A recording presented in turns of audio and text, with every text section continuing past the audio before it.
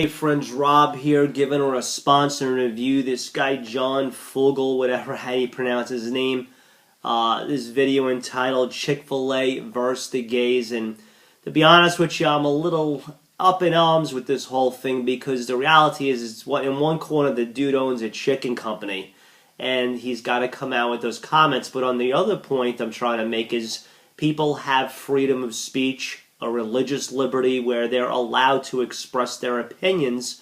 And, you know, opinions generally do stink, though. They're like people's armpits. But the point I'm trying to make is I came on here to do a response and review because I am a minister of the gospel.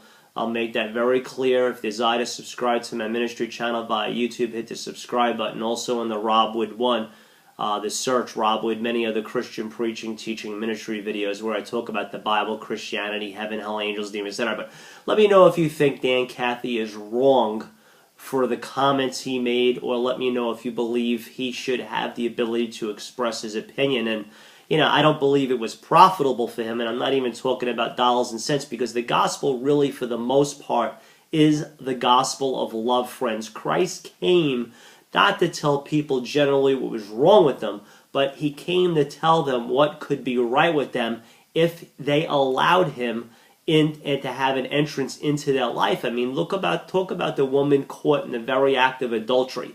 These dudes are gonna stone her to death. Jesus says he's without sin, cast the first stone, they all throw their rocks away.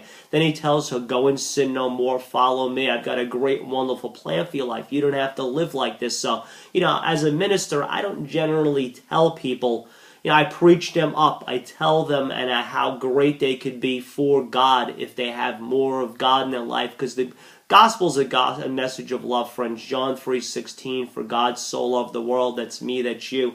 He gave his only son that if you'd believe in Jesus, you'd not perish, you'd have eternal and everlasting life. And the only way you'll have that is by having Christ in your heart. You know, the Bible clearly does say today's the day of salvation, tomorrow's promised to no man. So God wills no one to perish. He wants everyone to have the assurance and insurance that when we take our last breath, we will make heaven our home. And the only way we can have that is by having Christ in our hearts. So, you know, God comes by invitation only. He'll never blow or knock the door down in your heart. You can open the door due to obedience, or you can keep the door shut due to disobedience. You control the door now, my friend. God gave you a free will. He didn't create robots. You can accept him, you can reject him.